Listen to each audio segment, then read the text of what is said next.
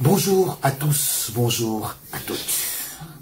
Vraiment, je vais vous dire d'abord merci parce que vous nous suivez beaucoup. Aujourd'hui, je suis avec quelqu'un qui ne se présente plus mais que moi, j'appelle le Graal.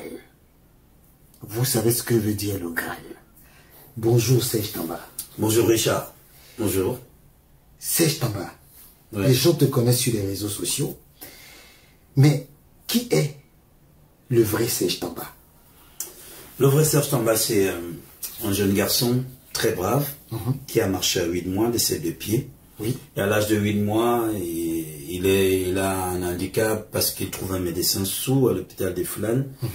Et il a attrapé le palu dans la nuit en vacances au village avec sa mère. Sa mère l'a porté du dos, au dos, jusqu'à Efoulan. On a trouvé un médecin sourd qui m'a injecté le Kinemax, qui a paralysé les 2 pieds.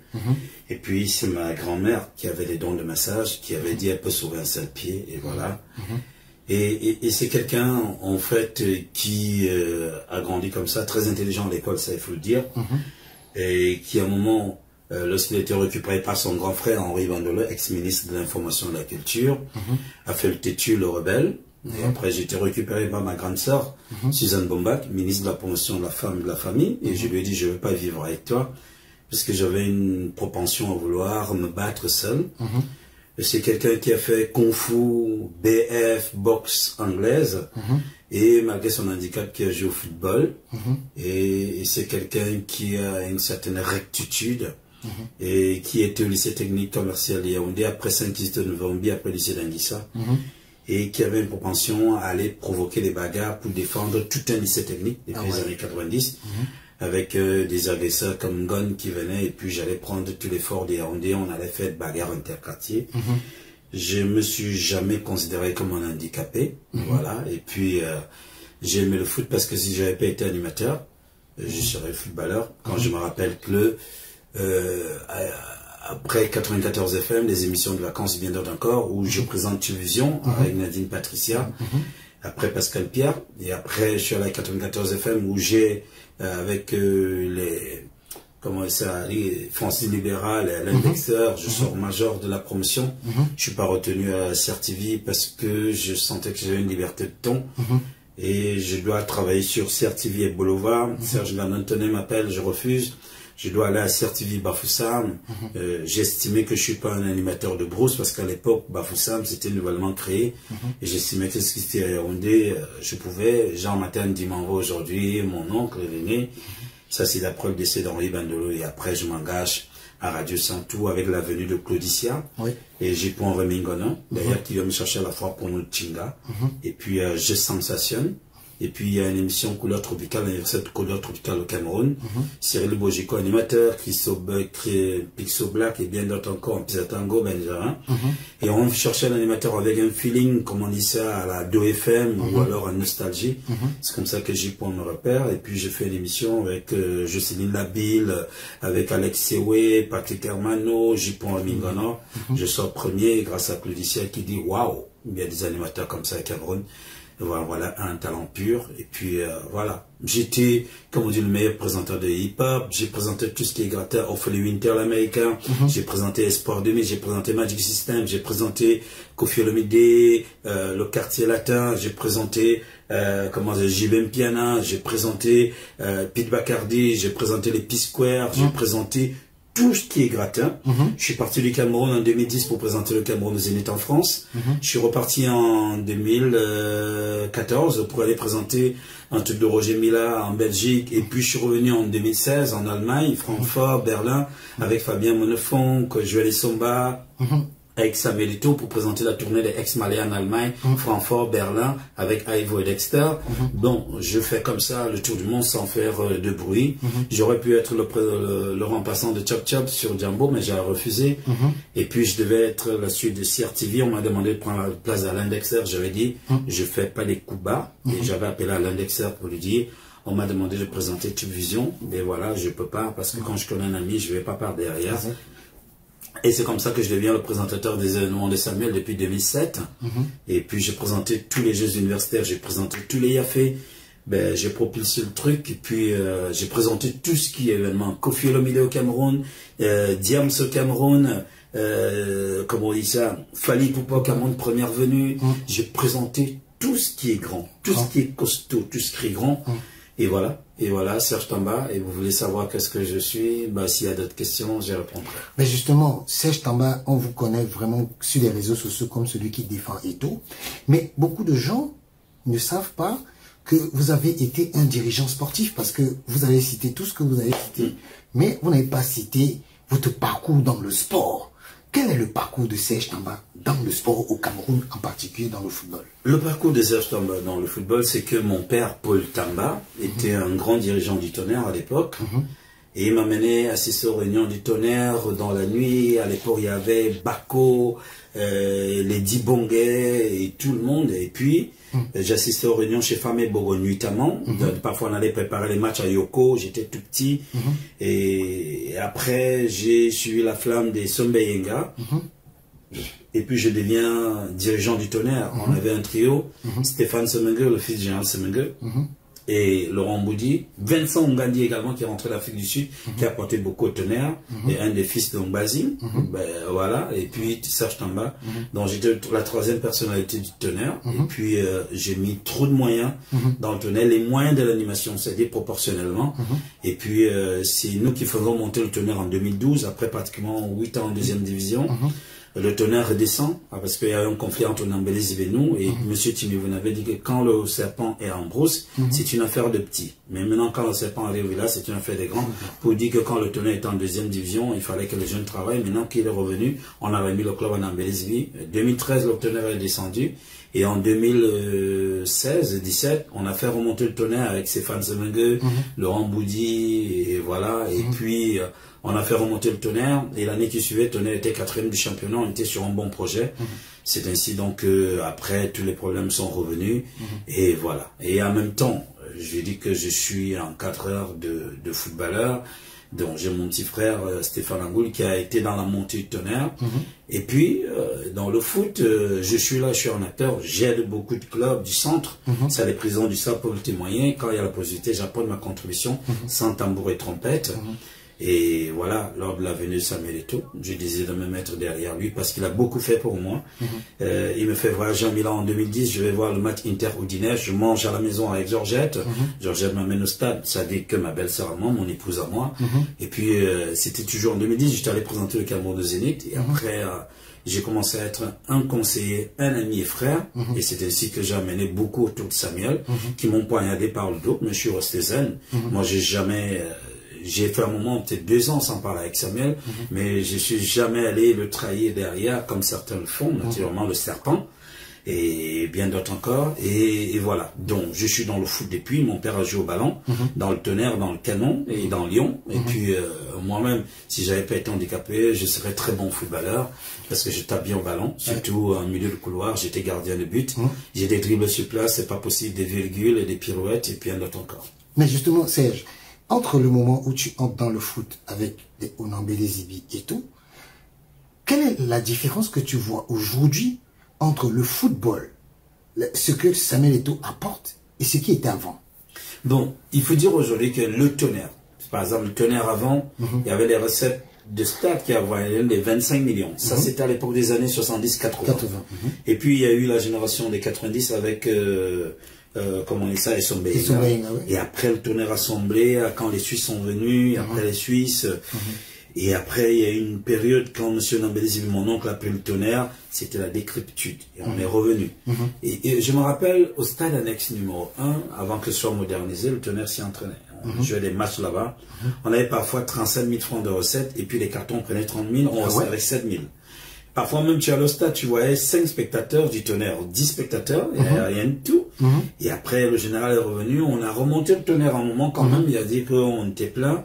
Après c'est redescendu. Et c'est depuis la venue de Samuel que tous les stades sont pleins. Parce qu'il faut dire que les stades, à l'époque du général, tu avais Yaoundé qui faisait semblant d'amener les gens. Et Douala, c'était proportionnel, c'était comme ça. Garoua, c'était comme ça. Mais de plus en plus, tous les stades sont pratiquement pleins. Et ça, il faut le dire. Il faut le reconnaître. C'est pas parce que Samuel Eto'o que je vais le dire, mais c'est une vérité. Parce que je vais dans les stades depuis des années. 80. Je dis bien depuis les années 80. J'ai même vu des matchs au stade militaire lorsqu'il y avait une tribune en bois, c'était en sable. Les lampadaires du stade militaire d'avant, c'était les lampadaires du Tonnerre Color Club SAOS. Wow. C'est-à-dire avant que on modernise, quand Oué est arrivé, quand les mamas jouaient, Tonnerre s'entraînait au stade militaire, au stade du lycée Leclerc. Ben voilà, parfois quand Tonnerre à l'époque, moi je suis encore tout petit, mais au stade militaire j'ai vu la venue de Roger Mila. D'ailleurs, qu'il y avait une 405 M16, et quand j'étais arrivé au Cameroun, avec le match qui passait sur CNN et sur toutes les chaînes. Donc, je dis, il y a une véritable évolution. Et puis, il faut dire aujourd'hui que, à l'époque du général, on voulait bien payer les salaires, mais tous les présidents de club avaient décidé de former la SEC. MTN, à un moment, avait voulu verser les salaires dans les téléphones des footballeurs directement. Les présidents de club s'étaient opposés naturellement par le biais de Nambele Zibi, mon oncle. Et après, on a dit qu'on ouvrait les comptes. Nous, dans Tonnerre, on avait ouvert les comptes dans une banque, la King Bank. Mais après, on nous a parlé, on nous a traités de syndicalistes, notamment, c'est-à-dire l'époque de Tombi Aroko. On avait dit que les jeunes de Tonnerre sont des syndicalistes parce que nous, on avait une vision future du football. La vision que M. Eto'o en ce moment, on avait dit qu'on apportait l'argent du Tonnerre, c'était uniquement pour les joueurs.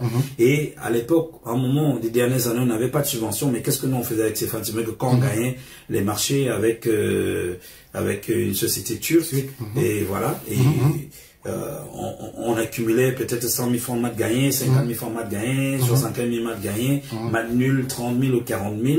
On accumulait 4 victoires et 4 nuls, et puis on payait. Et puis ça faisait tourner un grand club. Et puis à un moment, lorsqu'on avait trouvé des sponsors, on avait trouvé SMAF à un moment, qui devait sponsoriser le Tonnerre. Au moment où on était en train de signer un contrat de 100 millions, c'est là, M. Nambele, il avait sorti un communiqué, perd son âme, que ceux qui viennent signer là ne sont pas du Tonnerre, ça a créé la confusion. Bon, les gens, ils étaient là uniquement pour leur poche, c'est-à-dire que, comme j'ai dit toujours, pendant que les malades du sida maigrissent, ceux qui sont autour du sida prennent du poids. Donc pendant que les footballeurs étaient des crèves-fins, ceux qui étaient autour du football, je me rappelle parfois, je voyais certains présidents de club, je ne vais pas le citer pour ne pas créer de polémique, c'est-à-dire que dès qu'ils recevaient la subvention, j'animais à la salle d'un moment parce que j'étais, je voyais beaucoup de gens venir danser là, parfois j'intriguais souvent mon cousin Alex Orona de la Renaissance, qui savait bien danser le ndombolo quand il recevait la subvention. Donc il y a plein de gens comme ça.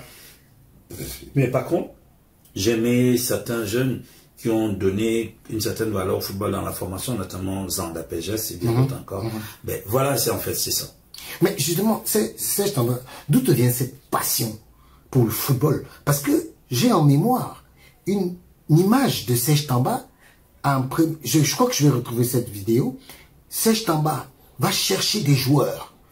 Parce que ça, c'est le premier championnat organisé par les exécutifs actuels. Serge Tamba, il va chercher les joueurs. Il oublie son handicap. Pour lui, comme il a dit, pour lui, il n'est pas un handicapé. Il a sauté, il voulait sauter la barrière pour aller chercher les joueurs. Serge Tamba, d'où te vient cette passion? J'aime pas les échecs. Parce que je me rappelle que quand M. Eto'o veut présenter sa candidature, très humble, il demande à un certain Ernest Obama de m'appeler. Il m'appelle, je lui demande pourquoi tu m'appelles. Il me dit c'est Samuel qui a demandé que j'appelle. Je dis mais je ne m'appelle pas parce que tu n'es pas vrai, tu n'es pas honnête. Il me dit s'il te plaît Samuel. Et puis on s'est retrouvé avec mon épouse. Et puis moi j'ai discuté avec Samuel. Et il m'a présenté le projet. J'ai décidé de l'accompagner comme je l'ai toujours accompagné. Alors son premier mandat c'est quoi? C'est dit que le match d'ouverture c'était Union Tonnerre. Et les années antérieures, Union avait déjà boycotté toujours la première journée, avec à l'époque il y avait Franck Api bien d'accord, mais Franck Api n'était pas totalement dirigeant. Ils avaient boycotté la première journée du général, toujours contre Tonnerre. Ils avaient boycotté le match, et puis nous on était à le stade, et on a reprogrammé 2 ou 3 fois, on a tapé l'Union. Donc à l'époque de premier mandat de Samuel, et puis on dit c'est Tonnerre Canon. Et Tonnerre Union.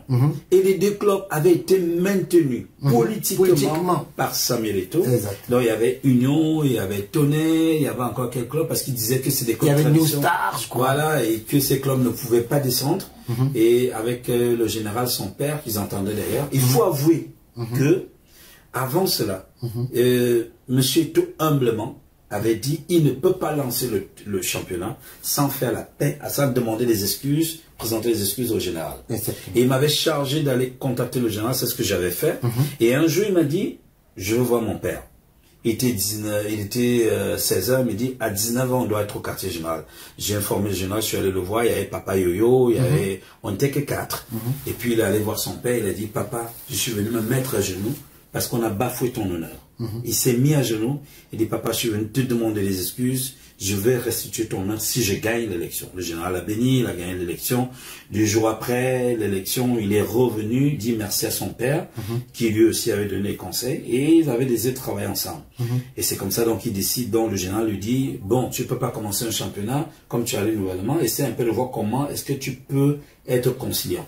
C'est là où M. Eto'o avait dit au général, est-ce que M. Abdurrahman vous a dit qu'on se voit? Le général était surpris que lui qui défend Abdurrahman ne lui avait pas dit. Il dit, papa, je le vois.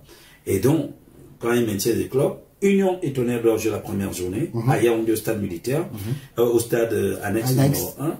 Et le Tonnerre, le match est à 100 francs de la tombe du fondateur du Tonnerre.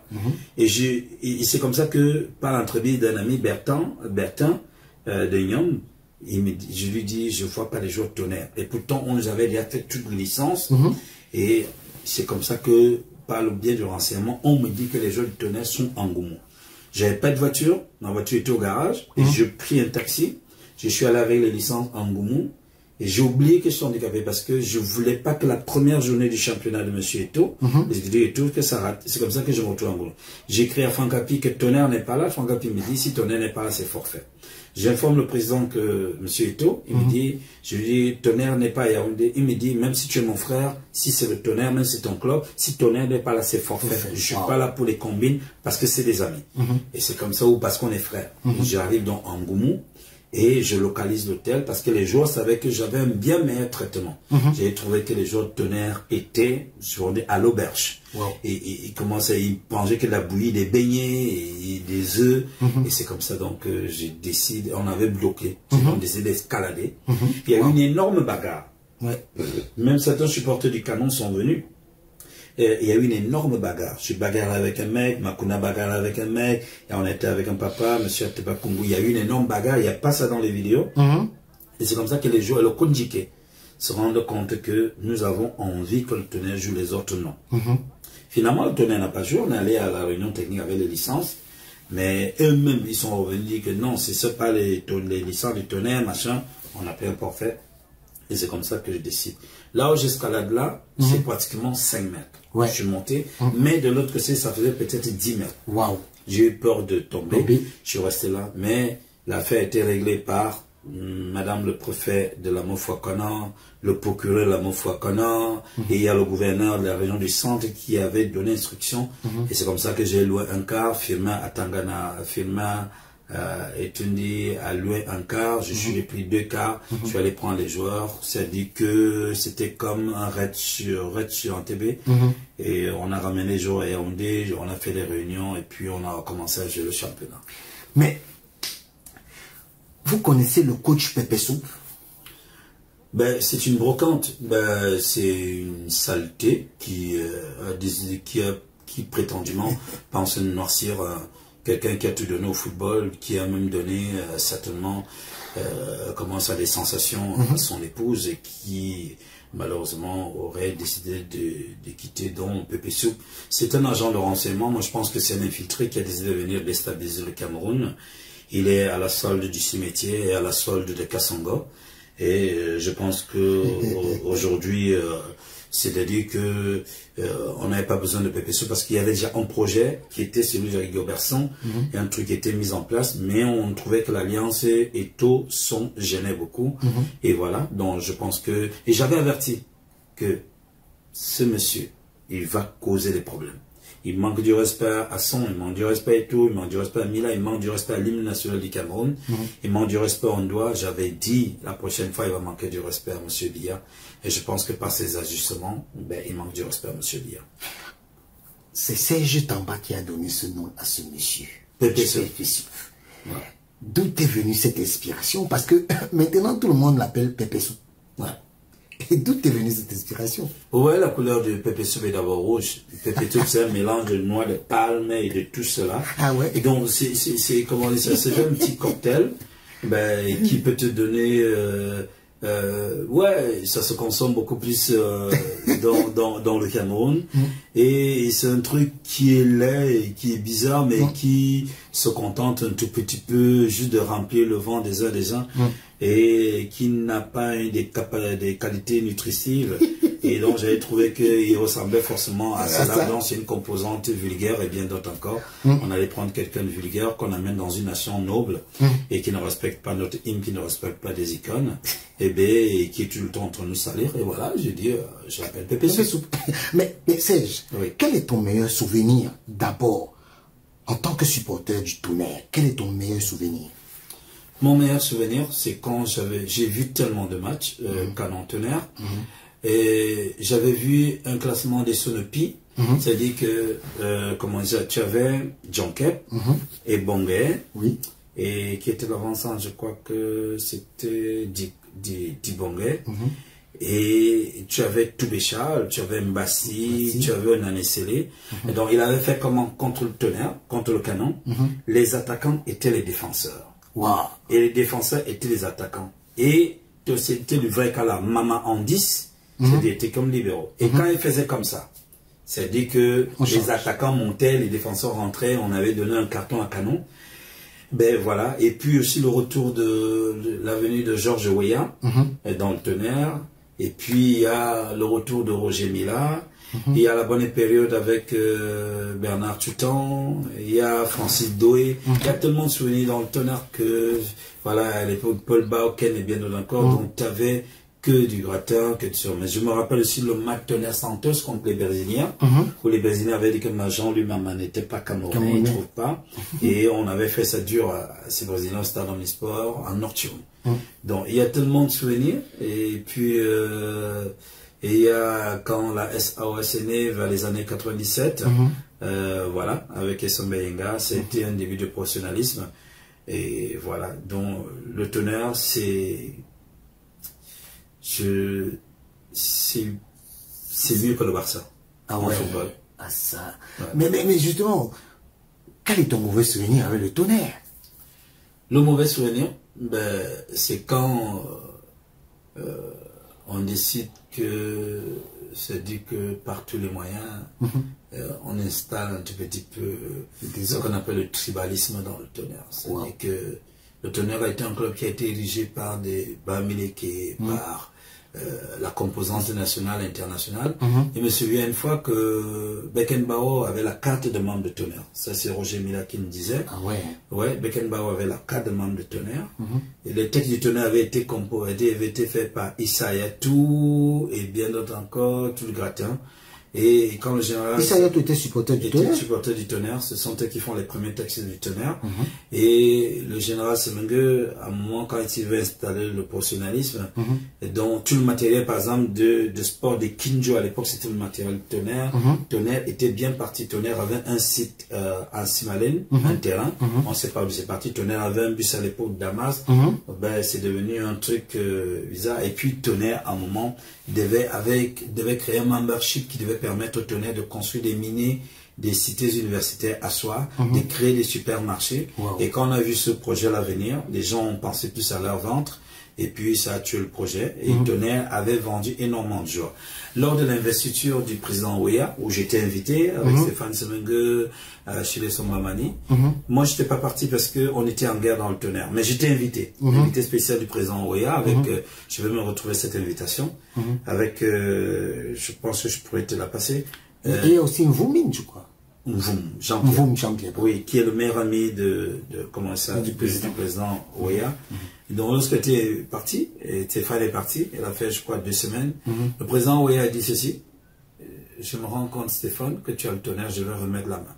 Faites monter le Tonnerre, et puis moi je soutiens le Tonnerre. Et je me rends compte que j'ai toujours soutenu le Tonnerre, je me rends compte que c'est pas arrivé.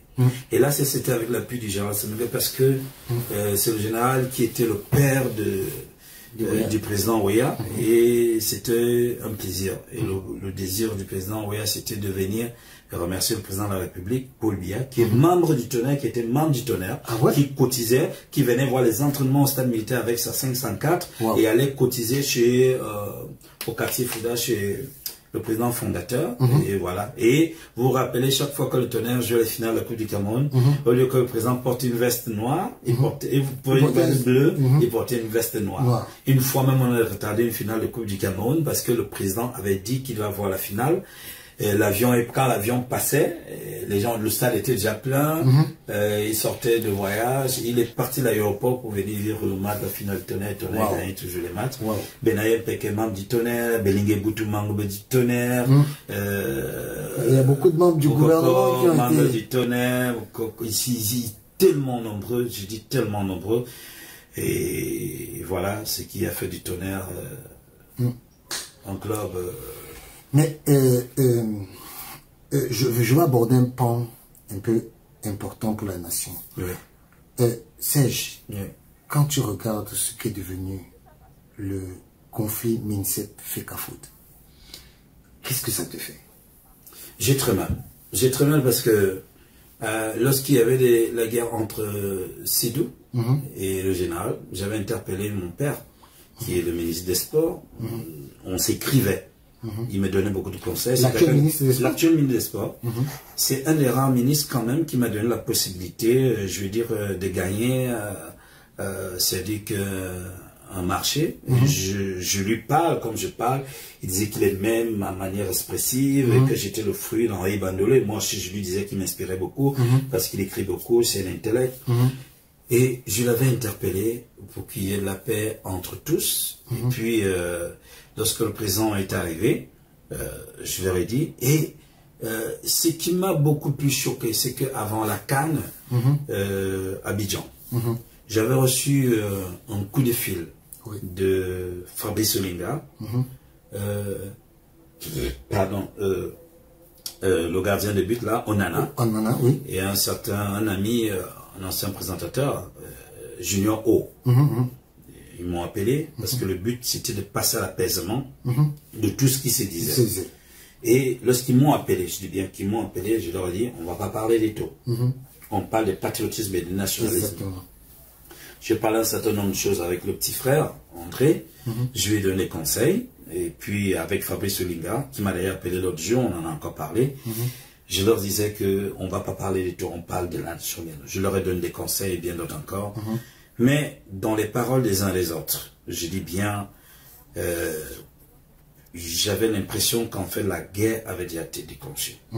Et je puis vous dire que dans toute cette histoire, le petit frère André me disait grand, mon grand frère, voilà. Il me disait un certain nombre de choses. Et pour que on essaie un peu, c'est-à-dire que d'avancer. Non, lui, excusez-moi, je ne peux pas dire qu'il était vraiment dans la logique que ça se calme. Il se plaignait plutôt du Qatar, et voilà, et il voyait sa nouvelle façon. Je peux dire que j'étais parmi les artisans de conseil pour qu'il vienne à la CAN en Côte d'Ivoire, parce qu'il était catégorique qu'il ne vient pas jouer la CAN. Je ne l'ai jamais dit aux gens, mais je le dis aujourd'hui. J'ai dit qu'il était catégorique. Il disait qu'il ne veut pas venir jouer. Je ne veux pas révéler un certain nombre de choses parce que quand j'entends les gens parler de patriotisme, certains, je dis non. Et puis Fabrice, qui était Olinga, qui était un peu plus calme, Junior, qui participait à ce que ça se calme. Je décide même d'aller en Côte d'Ivoire parce que à la fin, je me rends compte que il vient quand même. Et puis je décide en ce moment-là d'aller en Côte d'Ivoire. Quand j'allais en Côte d'Ivoire, je fais une vidéo que j'envoie à Manuel Mahop, que j'envoie à Crépin et Amsi, parce que quand ils m'avaient appelé, je leur avais dit, dès qu'on finit de parler là, je ne veux pas garder le numéro ni d'Olinga, ni de de Nana, je vais garder le numéro de personne. Parce que je connais le milieu aussi, je garde le numéro, et les gens vont dire, ah, il a appelé, il a fait comme si, et je disais pas garder le numéro, et c'est comme ça donc que on se retrouve en Côte d'Ivoire. Je sors de l'hôtel, je vois Crépin et Amsi assis avec Onana, qui me dit, Serge, tu es là? Je dis, ouais. Tu ne salues pas Nana? Je lui réponds, c'est moi de me déplacer pour saluer Nana. Nana, c'est mon petit frère, c'est lui qui s'est déplacé. Exactement. Mais humblement, il s'est déplacé, on dit, bon, je dis, Frangin, tu es mon petit, va dans la chambre, je lui donne des conseils, et puis je lui dis, bon match. Après, je fais une vidéo, je lui donne des conseils toujours. Tu es un grand gardien, tu es un bon gardien, et va voir ton père, va discuter avec ton père. C'est pour ça que je dis toujours, va voir ton père. Et puis, si tu ne peux pas voir ton père, tu passes par l'ego. Il n'avait pas fait. Et puis, Deuxième match, il a joué, il a pris 3 buts, ça allait dans tous les sens. Je suis resté calme, tranquille. J'avoue qu'au-delà de tout, ce petit-là, il peut peut-être... j'ai jamais entendu qu'il a dit un mauvais mot sur moi, qu'il a parlé. Mais il y a des gringalais, il y a des affamés autour de lui qui ont voulu récupérer l'affaire. Et puis, j'ai même participé à ce que le président de la FECAFOOT, personnellement, c'est-à-dire que j'ai plaidé parfois quand il y avait des demandes et que ça n'allait, je savais que ça traînait pour le championnat vacances à Auvergne avec un certain de ses cousins Racine Manda pour qu'on envoie les représentants. Onana est le seul qui a bénéficié de l'assistance de la FECAFOOT, c'est-à-dire Madame Eko, Mabonkessa et Apollinaire. C'est-à-dire 3 personnes de la FECAFOOT qui vont assister grâce à Eko au championnat de vacances Onana. J'estime que si le président Eto'o ne le considère pas comme son fils, il ne l'aurait jamais fait. Et je vais révéler quelque chose. Je suis quelqu'un de très têtu.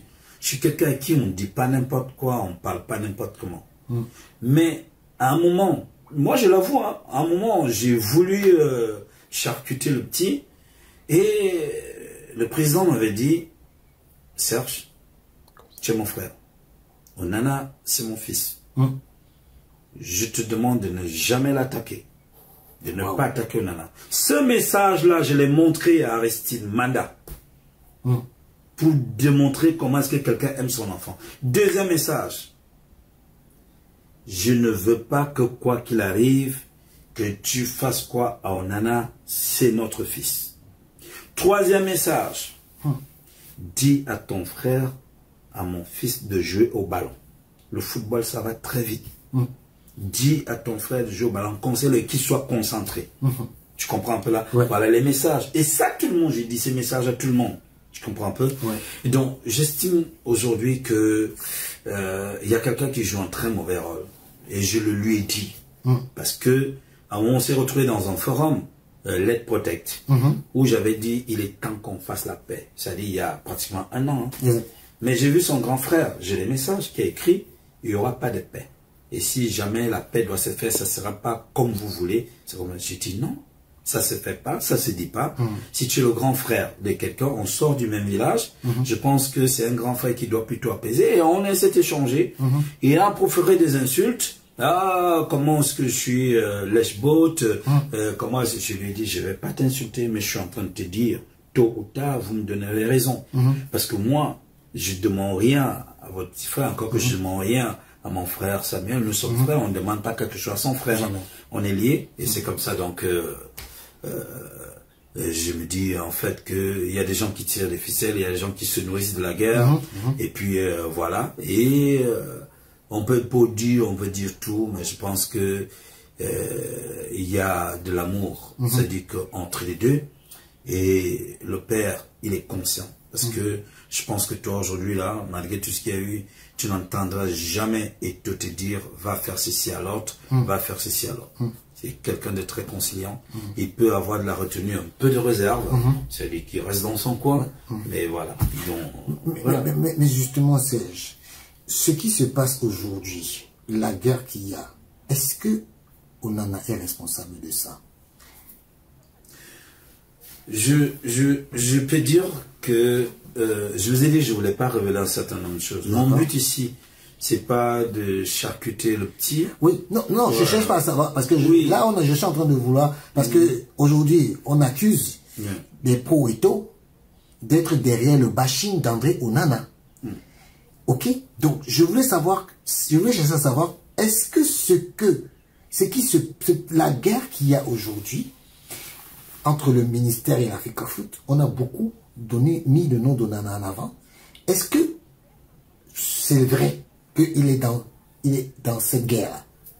Vous savez, Richard, je vous ai dit que un enfant reste un enfant. Exactement. Même si un enfant vient te provoquer et te donne un coup de poing, et que en te donnant le coup de poing, tu ne réagis pas, et que son aîné vienne, par exemple, à réagir plus violemment, je pense que la responsabilité ne reviendra peut-être pas à l'enfant. On va dire qu'on lui accorde le bénéfice. Je pense qu'il y a quelqu'un qui joue un très mauvais rôle, je l'ai dit. Et je suis encore en train de dire que les responsabilités, si un seul instant, je dis bien un seul instant, Monsieur Eto'o avait dit à Richard Nana, à Serge Tava qu'elle allait provoquer. Moi, jamais. Jamais. Je pense plutôt que les témoignages que j'ai faits, qui disent Monsieur Eto'o, qui dit n'attaque jamais tel, n'attaque jamais tel. Mais je suis en train de, je vous ai donné des exemples que par exemple le grand frère, qui est mon frère du village, qui vous disent qu'il n'y aura jamais de paix. C'est le gain de responsabilité. Moi, la responsabilité du petit, et je le lui avais dit, va voir ton père, va discuter avec ton père. Je prends un exemple. J'ai manqué du respect à Bilichot, à un moment, Martinez Oro, j'avais raison. Mais j'avais cogné sur Martinez Oro, il y a eu du sang et tel savoir. Ouais.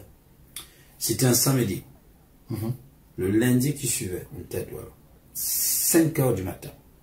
J'avais pris le dos Marcelin Artiste, je suis allé chez Martinez Oro, lui présenter les excuses parce que je trouve quand même que même s'il y a quoi, je suis allé très loin en faisant couler le sang. Ça a pu régler la situation. Tout comme avec Bilichot, il y a une rivalité entre qui est le meilleur, entre Serge Tamba et Bilichot. Et ça va écrire dans le showbiz, c'est ce qui se passe en ce moment. Mais j'ai vu Bilichot, qui je trouvais très intelligent, très sage et calé. Je l'ai vu à Petrolens Colombo. J'ai dit, grand frère, je te vois. Tu sais que tu m'as fait beaucoup de mal, je te fais du mal. Mais moi, je te dis, tu es mon grand frère, je te demande pardon pour ce que j'ai fait. Tu sais ce qui est arrivé à Billy? Non. Il a coulé les larmes. Ah ouais. Et depuis là, c'est tranquille. Moi, dans le milieu, j'ai toujours considéré. Je dis bien, je suis allé voir beaucoup de personnes. J'avais aussi fait ça à un gars, j'avais voulu faire boire les pipis à un gars, Massé Malon, qui était un gars bassin, animateur, puis j'amène chez les Ponce, et puis il a engueulé les Ponce, ça m'était énervé. Mais quand j'ai trouvé que j'ai fait du mal, je suis allé voir Massé Malon, je l'ai appelé le téléphone, et puis voilà. Donc, si je reviens à ta question, si tu la reposes encore, je rebondis. Donc, pour dire aujourd'hui qu'il y a une part de responsabilité, l'enfant, qu'il soit grand, qu'il soit président de la République, qu'il soit tel, n'aura jamais raison devant son père. Du moment où, si tu as encore une carrière, tu dois la protéger. Il y a un moment dans la vie, ce n'est ni ta famille qui contrôle ta carrière, ni même tes amis qui contrôlent la carrière, c'est toi-même qui contrôle ta propre carrière. Et je pense qu'aujourd'hui, nous avons besoin de paix, nous avons besoin de tranquillité. Et si ton père vient vers toi, il y a différentes manières de venir vers les gens. Si ton père, par exemple, malgré tout, t'a accepté, si malgré tout, t'as excusé, ne t'a jamais exposé, je pense que en ce moment-là, tu dois réfléchir que qui m'aime réellement, qui ne m'aime pas réellement. Tout ce qui tourne autour là, c'est-à-dire qu'il y a des gens qui se nourrissent d'une petite guerre, mais je pense que le jeune frère, qui est mon petit frère, il est devenu une icône, une représentativité, une valeur, c'est-à-dire non plus sur le marché. Je pense qu'à un moment, c'est ça qui fait le caractère. Souvenez-vous que lorsque, par exemple, je vois le jour de la mise en bière, on parle de mise en bière, du papa d'Eto'o, je vois quelqu'un qui soutient un expatrié sur la toile, je dis, oh mon Dieu. Le jour qu'on enterre le papa de Samuel Eto'o, je ne vois pas tous ses enfants, tous ses petits-fils. Tu comprends un peu? Je ne vois pas tous les enfants d'Eto'o. Tous les enfants d'Eto'o étaient là, sauf un. Vous comprenez un peu? Je comprends que là, on a tort. Si on attaque Eto'o, moi je me souviens, quand il y a eu le problème de dopage, on a vu M. Eto'o qui s'est activé pour défendre son compatriote, son fils, c'est-à-dire qu'un élément capital essentiel. J'ai vu, par exemple, à Boaké, lors du match contre la Gambie, M. Eto'o qui va saluer tout le monde et qui en pleure, parce qu'il y aurait eu une scène dans la soirée la veille. Mais je vois quelqu'un, malgré tout, c'est-à-dire qui va vers tous ces joueurs. M. Eto'o reste d'abord professionnel, même si tu es vous pouvez pas nous vous entendre, mais si tu peux apporter quelque chose vers aux gens, ils t'acceptent comme tel. C'est ça le professionnalisme. Il a fait face à beaucoup de rivalités. Et je pense qu'aujourd'hui, il faut plutôt, il faut protéger les icônes, il faut protéger les valeurs sûres, il faut protéger les représentativités, mais on a quand même un guide. Ouais. On a un guide qu'il faut respecter. Et c'est nous qui devons faire en sorte que les gens respectent ce monsieur. Ça va de trop, c'est d'aller très loin. Vous avez vu quand Diouf a parlé pendant la CAN, nous sommes tous sortis, bouddhistes. C'est ça. Et maintenant, nous sommes pratiquement sur le plateau de l'Afrique, et que quelqu'un vienne à faire des déclarations, comme Pépé Soup en fait souvent, et que on vous pose la question, le Cameroun, c'est comment? Parfois même, c'est quoi ça, c'est de la Congolaise. La Congolaise. Ouais, la Congolaise qui avait dit une fois que les Camerounais sont comme des chiens, ils aboient, mais ils ne mordent pas. Et je comprends aujourd'hui, qu'aujourd'hui, comprend déjà que les Camerounais mordent véritablement. Exactement. Et je pense que si on a pu le faire, alors c'est comme ça qu'il doit faire. Vraiment, je vous dis, c'est une causerie que j'avais, c'est vraiment une bible du football. Vous avez vous êtes rendu compte parce que beaucoup de gens assimilent Serge Tamba à un blogueur parce qu'il fait des vidéos. Je ne connais même pas ce qu'on appelle blogueur. Ben justement, c'est justement pour ça que j'ai voulu connaître qui est le véritable Serge Tamba. Serge Tamba nous a fait une déclaration, je ne sais pas si elle est vraie. Serge Tamba, devant tout le monde, est-ce qu'il y a eu bagarre à Boaké? Est-ce qu'il y a eu cravatement? Ce n'est pas pour amener la polémique, c'est pour rétablir. Ce qu'il y a eu à Boaké, c'est quoi? Il y a...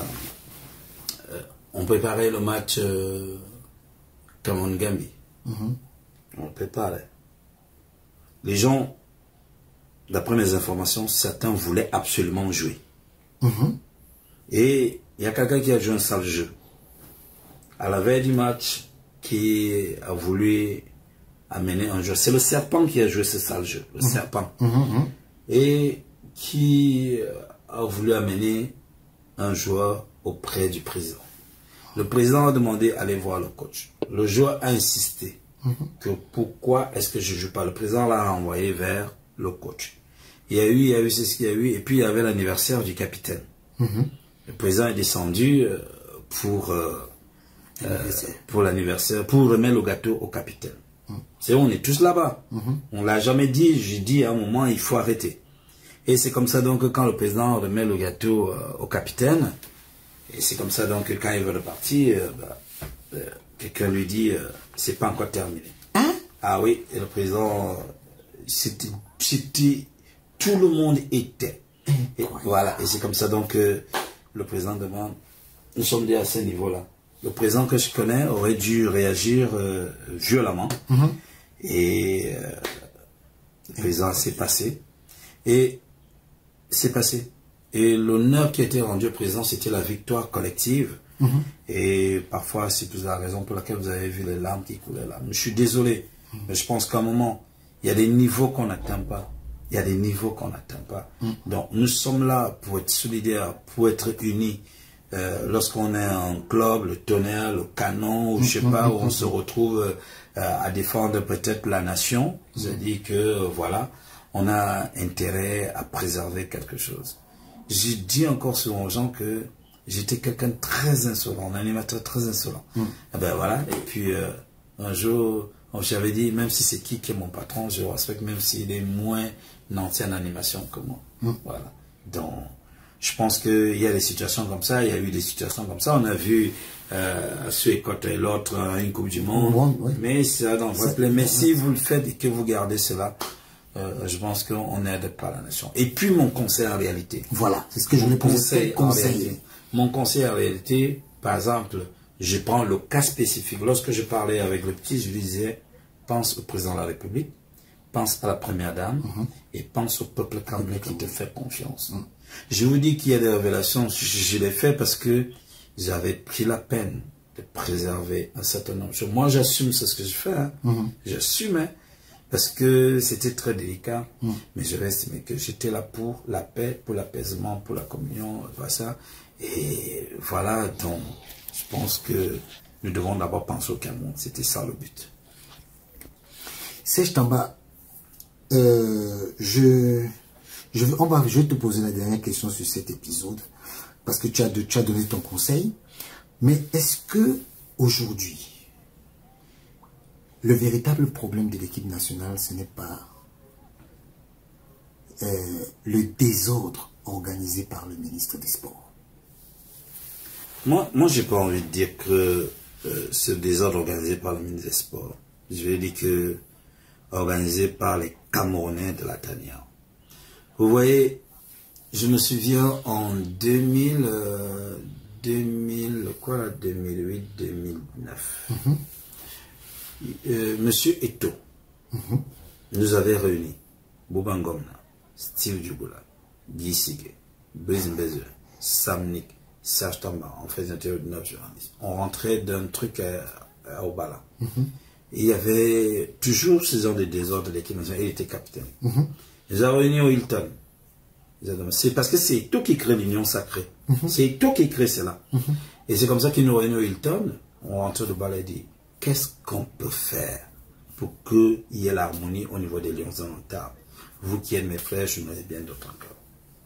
C'est comme ça, donc, je lève la main. Quand je lève la main, je dis, moi j'aimerais te voir main dans la main avec Alexandre Son, Achille Mana.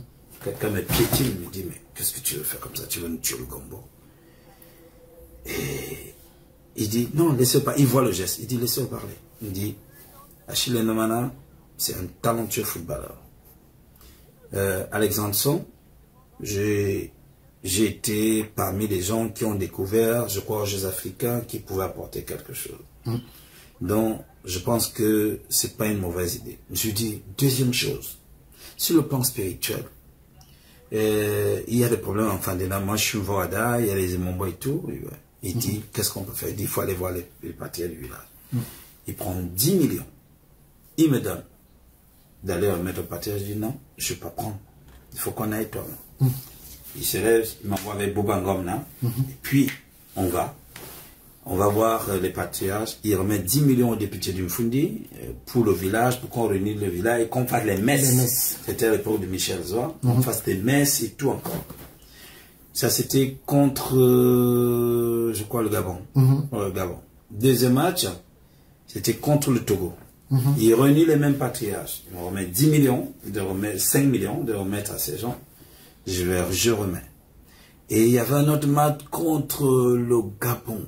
Je crois bien, contre le Gabon, où il y avait Emmanuel Jonas Kana, Serge Tamba, machin. On les a amenés au stade, les gens ont fait des prières. Emmanuel Jonas Kana devait faire un rite, c'est-à-dire courir des Gaules pour l'autre Gaule 2 fois, tout gros avec son ventre. À un moment, il s'est essoufflé, et après, on a fait cela. Pour dire quoi? C'est-à-dire que M. Eto'o, même en tant que capitaine, a fait beaucoup de choses. Et pour l'harmonie, pour la paix. Et il le faisait. Ces messes qu'il envoyait, les messes dans les églises, que le village soit content. Il le faisait au nom de l'équipe nationale et non en son nom. Et c'est comme ça qu'on a pu avoir la qualification, parce que c'était très compliqué sur le plan spirituel. Et après, il y a eu ce fameux penalty qu'il a raté. Et contre le Sénégal. Oui, Sénégal. Le Sénégal, il y a eu tellement de choses qui ont été dites. Et je pense que dans cette histoire, les leaders actuels doivent prendre leurs responsabilités. Ils doivent pouvoir se regarder en face. Parce que j'ai eu dire que Eto'o ne voulait pas que tel jeu, c'est lui qui enlève Choupo-Moting. Il a fait comme si une gagne de. Mais c'est faux. Il y a quelqu'un qui joue un très mauvais rôle à l'équipe nationale. Même si les jeunes, c'est lui. C'est lui. Comme par exemple à la Coupe du Monde. Parfois, cette personne, vous avez l'impression, ben, les joueurs eux-mêmes aussi. Les joueurs eux-mêmes aussi. Ils jouent un double jeu. Tantôt, ils vous disent qu'on ne veut pas jouer avec tel ou tel gardien, ou ils ne veulent pas jouer avec tel joueur. Parce qu'il y a des cadres qui décident toujours dans une équipe nationale. Je pense qu'il y a des cadres qui peuvent décider à un moment-ci. Et tout ça, on ne tient pas compte du fait que le peuple n'attend qu'une seule chose, c'est la victoire et de vous voir ensemble, de vous voir unis. Donc, je pense que pour moi, il est temps un moment que les véritables leaders, parce qu'à l'époque, les leaders, ils s'entendaient. Quand je me rappelle qu'une fois, il y avait déjà un truc de nouvelle génération, ancienne génération, avant d'aller à la Coupe du Monde, ça nous a coûté ce que ça nous a coûté. Hein. Voilà. Et qu'aujourd'hui, si les gens veulent servir les intérêts des personnalités ou d'une personnalité, je pense qu'on n'est pas très loin. Parce que même à Abidjan, si les Camerounais étaient unis, j'ai fait des vidéos pour dire il faut être unis, il faut être solidaire. Les gens n'ont pas compris. Et à la fin, on s'est rendu compte que les Lions n'étaient pas solidaires. Mais Serge, excuse-moi de te couper. L'image qu'on a vue des Lions comme une milice qui demandait la réintégration de l'assistant du coach, est-ce que ça ne t'a pas heurté? Ça ne m'a pas heurté parce que j'étais déjà au courant. Avant le match, il y a eu une réunion. Le match était, je crois, le 24. 24, le jour de l'anniversaire du Rassemblement démocratique du peuple camerounais. Il y a eu une réunion le 22 à Eliguessono, dans un restaurant à pharmacie département de 30 personnes. Il y avait le grand frère de l'autre, c'est lui qui a organisé les réunions, parce que j'ai jusqu'au détail. Le but, c'était quoi? C'est dit que créer un front autour de Pépé Soup. Et en plus de cela, c'est dit que essayer de jeter l'anathème sur le président. Le jour, il y a eu 3 réunions. Parce que j'ai dit, j'étais un animateur de science, je le tais parce que c'est un petit frère, je ne vais pas l'exposer. On s'est retrouvé chez une grande dame qui avouait qu'il y avait 3 réunions parce que c'était au courant de 2 réunions. Le jour de la lettre, il y a eu la 2e réunion où j'avais même les photos et tout, toujours le grand frère de l'autre, où on allait plus loin parce qu'il faut dire aujourd'hui que lors du match qui a eu lieu à Yaoundé, il y a eu altercation entre les gars de la brique qui avaient mis des banderoles de Pépé Soup et des gars de la brique qui étaient venus dire non, on ne peut pas humilier un monsieur comme le président d'Africa Foot. Et lorsqu'il y a eu cette bagarre, et je dis bien, je parle regardant droit dans les yeux, quelqu'un avait déjà dit qu'il y aura bagarre. On était assis. Et quelqu'un, après la bagarre, il est allé solder ce qu'ils ont amené au stade national. Et j'ai attiré l'attention du gouvernement camerounais que faites très attention au prochain match des Lions. Si on poignarde quelqu'un au stade, s'il y a des morts au stade, il y a des bagarres au stade, c'est le Cameroun qui sera sanctionné. Et ce n'est que l'œuvre des gens qui n'ont rien à voir avec l'équipe nationale du Cameroun. Alors, ça sous-entend que des gens, pendant que nous sommes à l'aube de 2025, organisent des réunions, des groupuscules de personnes, des milices, pour essayer de créer le désordre et le chaos. Et ça, je puis vous dire que ça devient de plus en plus dangereux, ça craint. En tout cas, Serge, je pense qu'aujourd'hui, on tire un peu vers la fin de cet entretien. On est à la veille d'une possible élection à la Fédération camerounaise de football. Le premier mandat de Eto'o, quel sentiment tu as vis-à-vis de ce mandat? La tourmente. C'est le mandat de la tourmente parce que les robinets ont été fermés, Dieu merci. Les gens qui sont avec l'argent du Barça, l'argent de l'Inter, l'argent d'Andy Makashkala, va être utile à leur famille, sont dessus. Les gens ont des idées d'être alimentaires. Et ce qui veut donc que ça plombe beaucoup de choses. Bien beaucoup de choses. Je pense que le prochain mandat du président Eto'o, ce sera un mandat de la matérialisation, de la maturité sur son projet. Parce que il y a eu beaucoup de traîtrise, beaucoup de futilité, beaucoup de personnes qui venaient tout simplement se dire que pour pénétrer et cracher le venin. Et je crois qu'en toute honnêteté, ce mandat n'a pas été il a été à 75%, ce qu'on attendait, parce qu'on n'a plus jamais eu les Lions qui voyagent dans les problèmes, on n'a plus jamais eu des championnats arrêtés, on a eu quand même une nette considération des footballeurs, Et puis, la parfaite organisation du championnat, des matchs, le retour, par exemple, des jeunes en compétition, par exemple, à Montaigu, la manière dont les U17 jouent, ou alors les A', même si on sent que il y a le cabinet noir, des arbitres qui seraient sous le joug du SG de la CAF, qui ont décidé de faire la peau du Cameroun. Et je pense que là, il va falloir que le président qui est au comité exécutif de la CAF, qui puisse voir cela et que les choses changent un tout petit peu. Serge Tamba, c'est vraiment un régal de t'avoir eu. Est-ce que tu as un dernier mot pour les Camerounais? Parce que je pense que si on n'avait pas, on avait une image de toi, de quelqu'un qui est un blogueur, comme je l'ai dit. Aujourd'hui, je pense qu'avec cet entretien qu'on a eu, les gens ont compris qui est le véritable Serge Tamba dans le football camerounais et dans le sport au Cameroun. Est-ce que tu as un dernier message pour ceux qui t'écoutent? Moi, tu sais, j'aime beaucoup quand tu fais tes vidéos et tu parles en langue locale. Est-ce que tu peux donner un message aux Camerounais et tu finis en langue locale? Moi, je te laisse la caméra. Ouais, moi je veux dire aux uns aux autres que moi je suis pas hypocrite, je suis quelqu'un de direct. J'adore le choc, j'adore la douceur également. Quand tu viens bien, on s'entend. Moi je viens pas souvent d'abord, violemment. Je suis à Montaigu, je suis à Nantes. Lors du deuxième match des Lions, j'ai vu quelques gars venir dire qu'ils sont venus pour moi. Donc pour m'attaquer quoi. J'ai dit non, allons-y, il n'y a pas de souci. Mais à la fin, tu te rends compte que c'est le Cameroun qui gagne. Moi, la majorité de mes déplacements que je voyais quand j'entre au stade, je paye mon ticket 5000 francs CFA. C'est pour encourager le football. Parce que j'ai été acteur du football, je comprends ce que c'est. Je ne fais pas la table de multiplication, 2 fois 2 égale 4, et puis on te dit entre au stade. Non, je paye. Donc, je voulais dire aux uns aux autres que le Cameroun est au-dessus de tout. Et que je réitère, et je le dis, et j'insiste, que un enfant ne doit pas oublier la maison qu'il a abritée en temps de pluie parce qu'il voit les rayons du soleil apparaître. C'est comme ça dans la vie. Aucune femme ne doit ignorer l'apport d'un homme si l'homme t'a sorti la misère de la galère, si t'a enlevé des maladies. Pareil aussi pour l'homme, n'oublie jamais la femme qui t'a supporté dans la galère.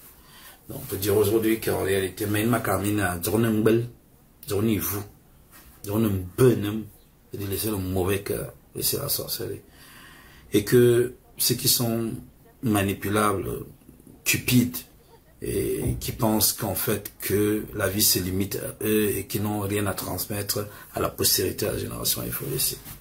Donc, comme je le dis et je le redis, que tant que tu offenses quelqu'un, tant que tu peux taper sur ton père, les mains qui tapent sur ton père, si ça pouvait te servir d'arrêter le pied, tu n'arrêteras jamais le pied. Si ça pouvait te servir d'arrêter le ballon, tu n'arrêteras pas le ballon. Si ça peut te servir de mettre de la nourriture dans la bouche, la nourriture va pourrir avant que ça n'aille dans ta bouche. Humilité, responsabilité, fidélité, loyauté. Il faut tenir ces valeurs. Si quelqu'un te fait du mal,